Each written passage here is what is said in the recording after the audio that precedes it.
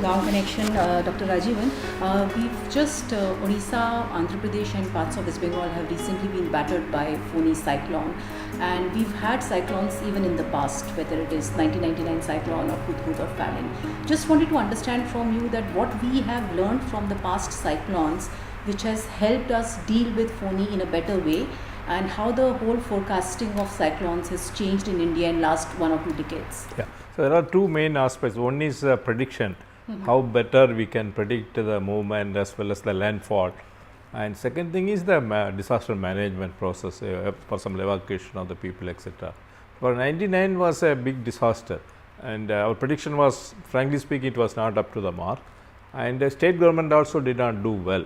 They are not able to manage the disaster.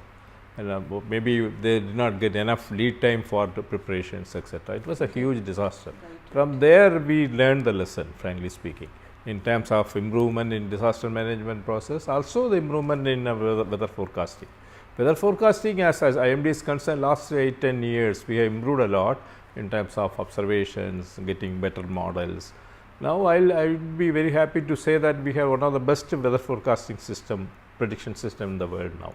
So, we are comparable for system like in US or UK forecasting system, and very high resolution models we are using it now, and we understand the whole physics behind the weather forecasting, and better understanding we have. And we could do it because we invested a lot in terms of buying computers. For this running these high resolution models, we need huge computing power.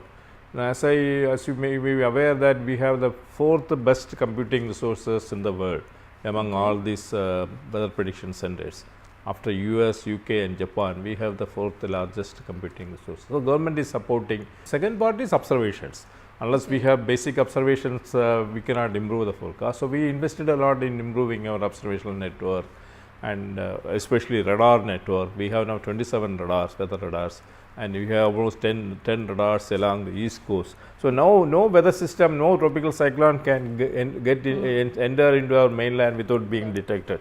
So, that is and when this Phony cyclone came, it started first by Chennai, then Machilipatnam, Visakhapatnam, Paradeep, Gopalpur, Paradeep. So, 5-6 radars tracked.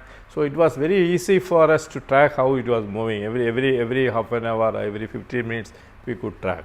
And before that, we could predict using our models. All models were converged. Initially, there were some issues. When it was in the South Indian Ocean, it was suggesting that first it will move to Tamil Nadu, it will go to Andhra. So, that is why initially we were discussing with state governments of Tamil Nadu and Andhra.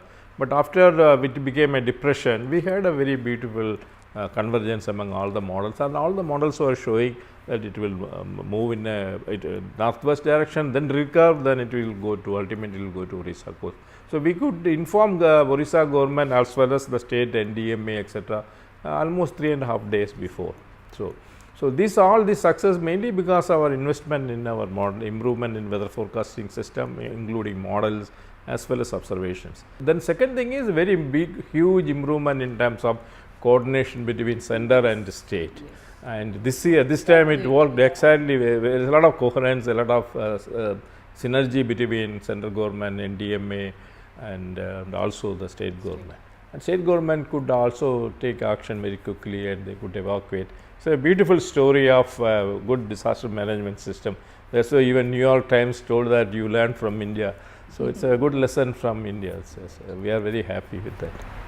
So, in one of your recent tweets, you had mentioned, and I am just quoting, that between 1891 and 2017, we have had 14 severe tropical cyclones in April in Bay of Bengal, and of which only one crossed the mainland India, and Phony is the second one to cross in April. So, what does it mean for us? I mean, if it's happening in April, anything to worry? What does it indicate? Yeah, it is nothing to worry appreciably, but at the same time, April is not very common. Tropical cyclone don't form very commonly in the April. Normally, sometimes one forms in May, but April is almost rare occurrence. So, this time it occurred, and it is also occurred very close to the equator, and it moved a very long trajectory. So, it has a long lifetime cycle. So, they are all basically unusual in the sense it is not very typical of a tropical cyclone. And so, it was a kind of a unique event, this cyclone Phony. and this all could be related to, probably could be related to climate change. And we expect with the global warming is happening, we expect the frequency of the events may not, tropical cyclones may not increase. But when there is a high probability when tropical low weather system, low pressure system form, it will definitely intensify into a severe storm. The chance of intensifying a low pressure system into a severe cyclone is very high now, mainly because of the ocean is warming up. And you may be wondering how this system will move very long time, but still it did not weaken, but it further intensified mainly because of the ocean heat content. Arabian Sea and Bay of Bengal had a lot of ocean heat content, and intensity of a tropical cyclone depends on the ocean heat content, not only the sea surface temperature, the skin temperature. It depends upon how much water, warm water is there in the depth. So that is called the ocean heat content, we say. And that ocean, almost all the ocean basin, the ocean heat content is increasing, mainly due to global warming. It is a pure signal of global warming. It increases the ocean heat content.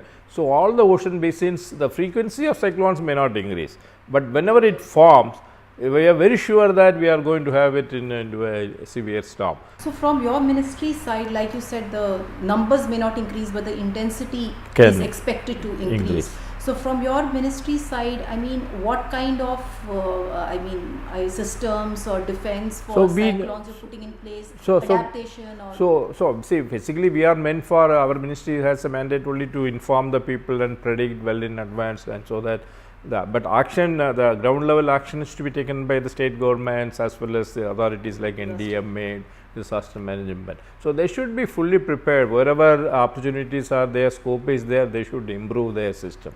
If there are any lacuna, if there are weakness in the system, they should improve, especially communication.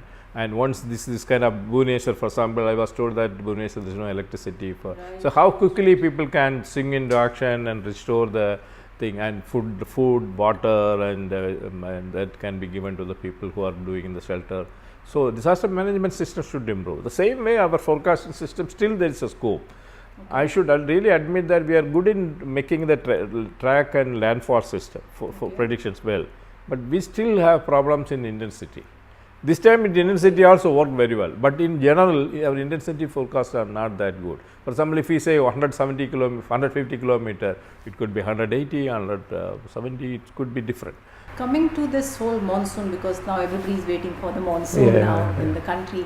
Under your monsoon mission, I mean, what efforts are being put to have a more accurate forecast for monsoon? Yeah. For example, the monsoon mission we started 2012, and with a 5-year program with the government supported, and we had given projects to even from outside.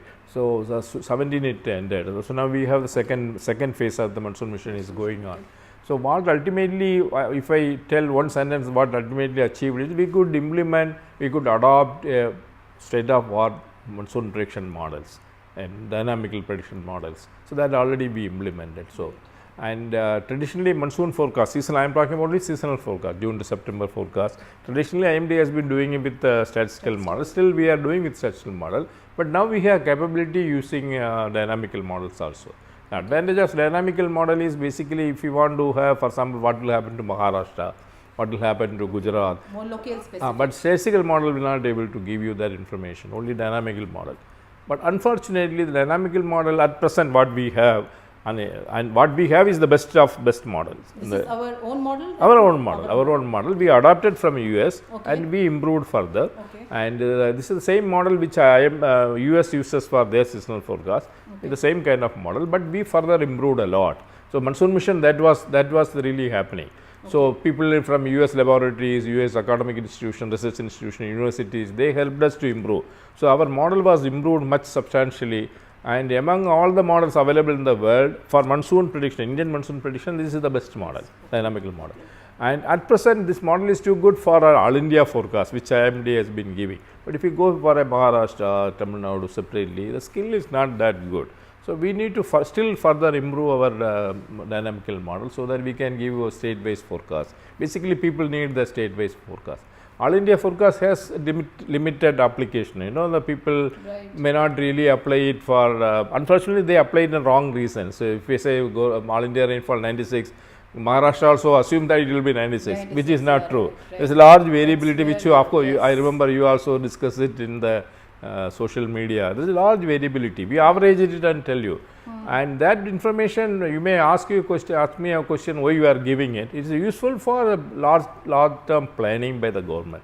For example, if I say that this year is going to be a drought, government can swing in action and they can take precautionary actions on But policy even then the matters. Criticism comes in, like last year it was said that it would be normal till the end, and Yeah. we kind of ended up with almost on the borderline of below normal, and now half the country is in drought. Yeah. So what really happened with this? So last year it was very unusual. It really basically it rained almost in good amount, especially over central and northwest India. It did not rain in northeast. Northeast. So we again we take average, Right. and northeast rainfall is variability is very small, but the amount is very large. So even a small big reduction in the northeast rainfall can really affect the all India rainfall. But if you really see the last year's September rainfall statistics, now central and northwest India, it was not that bad, except for some parts of Gujarat and all these things. But afterwards it did not rain. Northeast monsoon was very bad. Then pre-monsoon was very bad. So we did not get much rain. That's why these drought conditions are prolonging. So now there is a hope only for the coming monsoon season, which we said it will be normal. So you saying so now this whole thing of also this near normal word that So has basically been it is used, say, it is and say- El Nino. I mean, would that really affect our monsoon this year? That's like a question. So near normal definition is basically same, and we did not change that category, 96 to 104. We did not change, we kept it there. So you can call it near normal or normal, any category. We just wanted to give a name. So Okay. that you should not make a So it big is going to be normal. It is going to be normal. Basically, it's meant by normal. And El Nino is happening, and now even yesterday I was talking to Pai, Dr. Pai, and we have the impression that El Nino has already started weakening. In many places that SST anomalies are going down.